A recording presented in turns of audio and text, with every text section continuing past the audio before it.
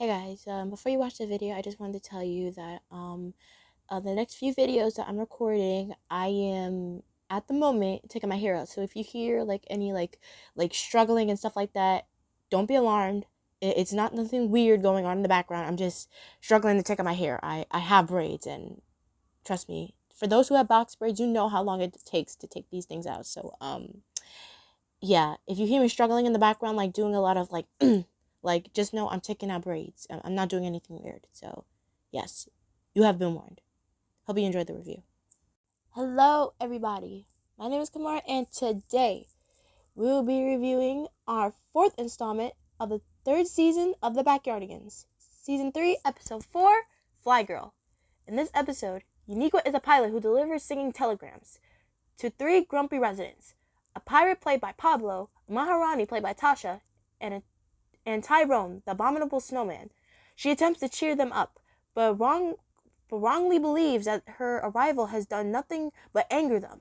The anger telegram receptants visit Uniqua's airport and reveal that she made them happy.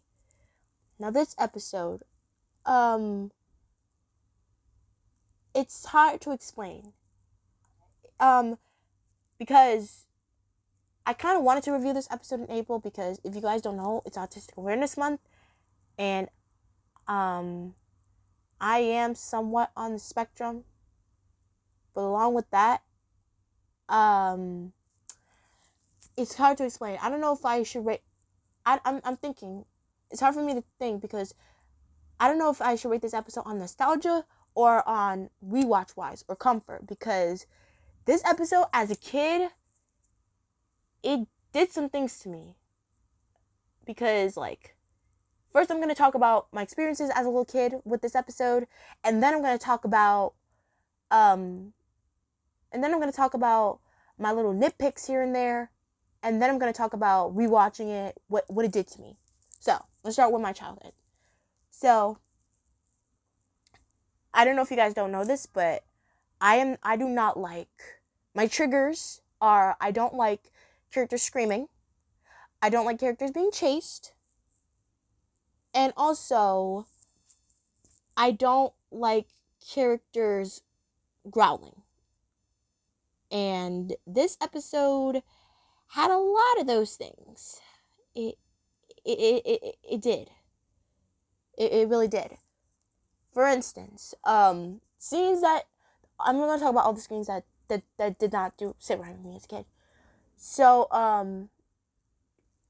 first of all, when Uniqua was about to walk the plank, like she was like, I was already like on nerve. I was like I didn't like that. And then, oh my god, this I still remember. Like when I first saw this scene, I'm like, oh my god, Nick Jr. I thought it was a kid show. What? Why are you allowing this? It kind of sounds really. It kind of sounds like I'm saying that's something bad. Like, but honestly, just we have Tasha, and Tasha was not playing. Okay, and then I remember I kind of had this episode at full volume, and then when she had surprised her, Nico surprised Tasha, she was screaming, and then I was like, and then when I covered my ears, I'm like, that was too loud, and then Tasha yelled, she was like, silence, and then I'm like, oh my god, why are they still screaming? And then we have that scene where they're knocking things over, and then she has like that gong in the back, that symbol thing, I don't know what it's called, but the domino effect, that's a callback to our first episode of this season, Who Goes There, when Pablo bumped into like the little the like pharaoh things, and then like she has like these chambers, and she was like, I must have peace and quiet, so I'm putting you in my chamber of silence. And the minute I heard those words, I was like, what do you mean chamber of silence? And then like I was like shaking in fears, like, no, I don't want to see it, no, I don't want to see that. Like, I was scared out of my freaking minds. I was scared out of my mind. And then when Uniqua finally finished up, she was like, Tasha was like, silence. She was like, stay right there. And then like, oh my god. Like, I was like, she needs to go. And then I was like burying my eyes under the pillow because like, apparently I also kind of missed the memo because turns out there was getting their little pitch pipes, whenever the characters got their pitch pipes, I always had my face like buried in the pillow because I was like, I was scared. And then like 10 seconds later, jump scare, Pirate Captain Moody shows up, and then he claims, "I told you I'd chase you down." And I'm like, dang, dude, calm down. Like, you getting mad over her? Like, over a ship? At first, that's what I thought before I found out that she made him happy. And then, of course, we have the song, "It's great to meet a grump like you." Like, it is a really good song. And then we have, Tyrone, and his scenes, like, scare me. I did not like it. He was growling and stuff, like, I didn't like it, okay? I didn't like him growling at Uniqua, and his growling, his yelling, like, I didn't like that. I also didn't like his abominable snowman design. I didn't like it. I didn't. It didn't sit well with me. And, I just didn't like it. Oh, by the way, the genre, music of this episode was the 1950s rock and roll in the style of Elvis Presley, which, honestly, I kind of see it. Like the music scattered around, I see bits of Elvis in there. I do. Like, and then all the growling and stuff Tyrone was doing, I didn't like that. I really didn't. It didn't sit well with me. So, you could say this episode was like my Spectrum Trigger episode. But that doesn't mean I'm going to give it a bad rating. You'll see in a minute. You'll see. But then I was like, girl, you need to run. You need to run.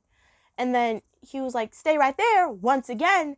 And then Uniqua says something that, honestly, rehearing it now, I'm like, you know, you're like, girl, you got a point. Like, sometimes people need to hear this. Like, she's like, golly gee, doesn't anyone smile anymore? And I'm like, you're right. Like, more people need to smile and be like, let's grumpy. Like, I told you, I am a ride or die for Uniqua. Anything she says, anything she does, minus her events in the swamp creature, I am down with. Okay? She's my day one. And she's got a point. And at that point, when I was younger, I was like, Uniqua's being so disrespected in this episode. Mind you, I didn't see the scenes as a kid where the grumps got their pitch pipes because my face was buried in the pillows. Remember that. Okay? So then, the Maharani and then Pirate Captain Moody, they show up on the sled, and I'm like, how did they get there so fast? Like, we obviously had this, couldn't we at least have a scene of them, like, at the bottom of the mountain? Doesn't that make sense? I mean, hello. I'll talk about my nitpicks in a moment. And then right after she escapes them, like, I'm telling you, I counted, like 20 seconds later, not even like a full minute, the grumps show up again. And then, like, at the time, I knew how to use the remote when that scene comes. I also hate characters, like, running at my screen. And I hate characters, like, running at my screen, being up close to my TV screen when I was younger. Like, and then when that scene came upon, like, I was like, okay, that's it. I can't do it anymore. And I changed the channel. And I didn't go back to the episode for a good long while. And, like, whenever that episode went on, I was like, no, I don't want to watch it. And then people, my parents and my grandma, they were like, why? I thought you liked the Backyardigans. And I was like, no. And then, I mean, they kind of shrugged it off. But also at the same time, they wanted to see what was scaring me. And then I was like, no, I don't want to see it. No. Because I think I took like a 1-month hiatus of the Backyardigans after seeing that episode. Because I felt like, my younger me felt like Uniqua was being so disrespected. Nobody appreciated her telegrams. And also, the grumps, all the little grumps, the methods that they did, just scared me. And now I get to my nitpicks, okay? I'm going to tell you this. It's not going to affect the rating. But it's also at the same time going to, like, be, you'll see what I'm talking about in a minute. Okay, so I'm gonna tell you this. Yes, Uniqua got the letters of who she needed to go to for the singing telegrams. Okay? But something that still lingers in my mind. Two things. Number one, why didn't anything? How was she supposed to know that the Grumps were right in the middle of doing something? How was she supposed to know that how was she supposed to know that Pablo was right in the middle of cleaning his ship and didn't like a messy ship? How was she supposed to know that the Maharani didn't like noise? And how was she supposed to know that the abominable snowman was shoveling his path for days? How was she supposed to know that? The only information those little like letters gave her was who she needed to see. Not about the Grumps' dislikes and likes. Okay? This is why I kind of feel like Austin should have been in here. Because, if he was in here, I feel like he would have played like, he could have played like a reminder. Like, kind of like what he did with like Pablo. Kind of like what, Tasha did to, Pablo in, International Super Spy. Like, he talked to her like through like she talked to him through like a little like a screen. Yes, I know this is supposed to be like a 1920s inspired like thing, a 1920s inspired adventure.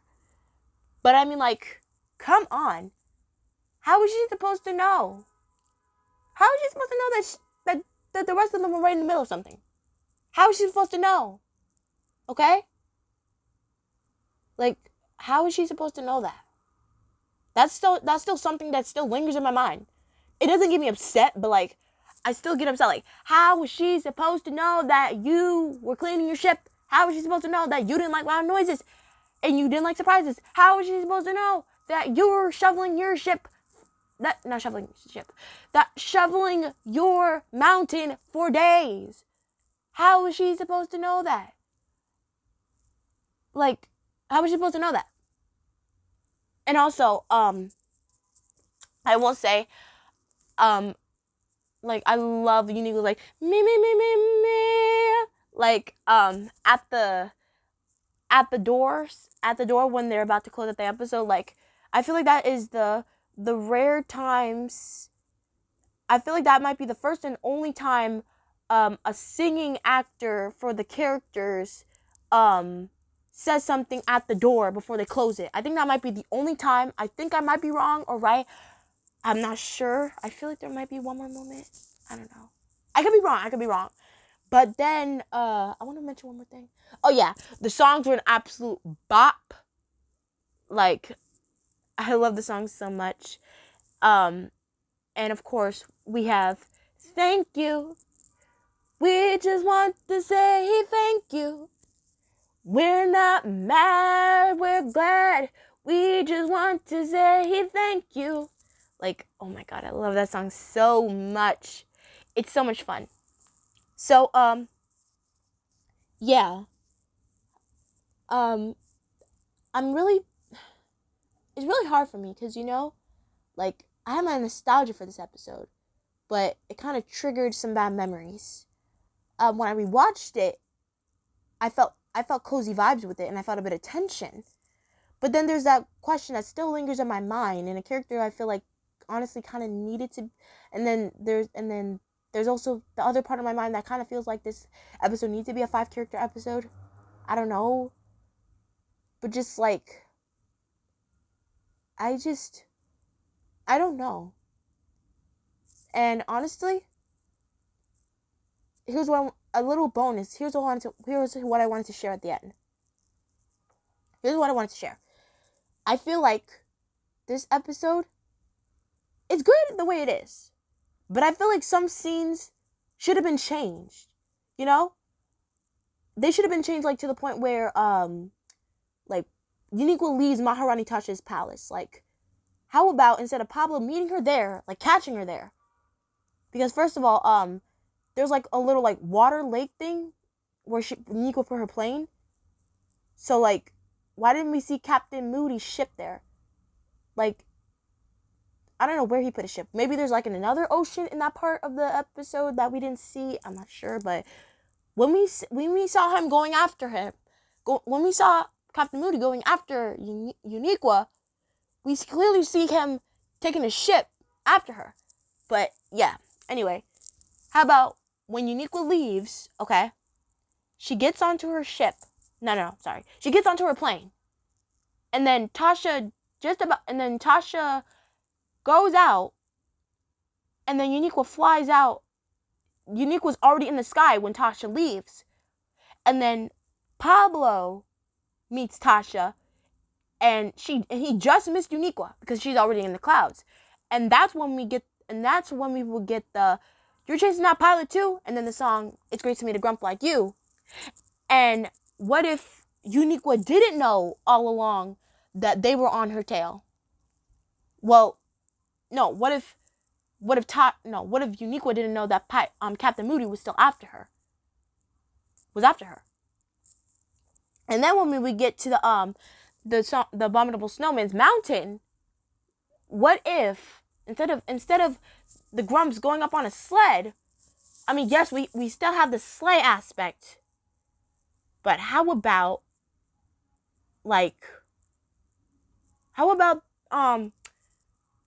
they see the Grump? How about we see the Grumps down there. We see the Grumps from Uniqua's overhead view, and then she's like, how did they find me? And then she's like, I'm getting out of here. And then she finally manages to escape the Grumps for good. I'm sorry, this sounds like a bit of jumbling. I'm sorry. I'm almost done. And then, if Austin was in this episode, if he was, what if he could have meet Uniqua at her little airport, and then after she would have said "Home Sweet Home," Austin would have been like, "So how'd it go today?" And then Uniqua would have been like, "Not really good." And then Austin would have been like he would have gave her like this pep talk before the Grump showed up. He would be like, well, not everybody can be happy, you know. Sometimes people choose not to be angry.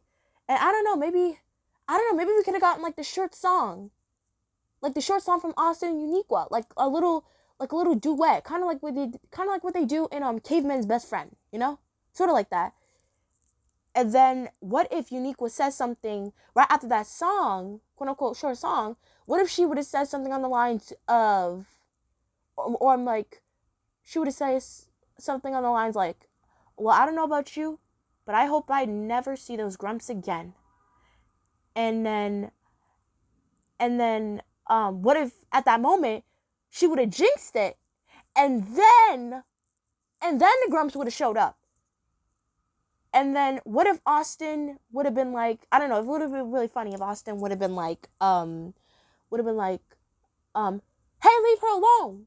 And then what if they kind of talk to Austin like a little huddle up? And then what if Unique was about to leave on her plane, and then Austin's like, wait, don't go. And then the Grumps explain to her, like, wait, come back, don't run. Like, I feel like that would have made so much sense. Like, if we would have got a song between her leaving this Abominable Snowman's mountain, and if Austin would have been there, you know, singing that little and we had like a little short song, that would have been like 2 minutes. That would have been like a 2-minute gap, and that would have made much more sense, you know? That would have made much more sense. I'm sorry, I kind of rambled a lot. I didn't mean to ramble so much, but yeah, let me give my final rating in before I get too deep in, you know, because I just opened up a whole can of worms there. So, for this rating, it was really good, you know. I'll give it a 9, you know, minus my trauma with this episode back then. I will say, my trauma on a personal level, I will say it was a really good episode, you know, rewatching it now. But I'm pretty sure Kid Me would disagree. But hey, that's alright. You know, this episode was still really good. You know, even though I kind of had my trauma with it, it doesn't matter. So yeah, this episode's getting a 9. So tune in with me next time as we will be reviewing Season 3, Episode 5, What's Bugging You? See you all next time. I'm so sorry, but I wanted to do this in the review, but, yes, I wanted to do this. I'm gonna be, redubbing this whole scene right here, right now, between, Uniqua and, Pablo. So, yeah, brace yourself and, let me know how I did. Shiver me timbers, you must not be clean deck. Oh, hi, I'm Pablo Uniqua. Arr, you leaving footprints on me deck. Oops, sorry. Me deck! Get off me deck! Look, I'm not on the deck anymore. So anyway, I'm here to... Arr, now you're leaving fingerprints on me perfectly polished mask. Uh-oh. No, don't do that. Get down. Do you hear me? Get down from there. Get down this minute. Yikes. Get down from there. Well, here goes nothing. Arr, I just ironed that sail. Get down from there. You're ruining me sail. You messed up me perfectly clean ship, so you must walk the plank. Yikes. No time to waste. Hope you enjoyed.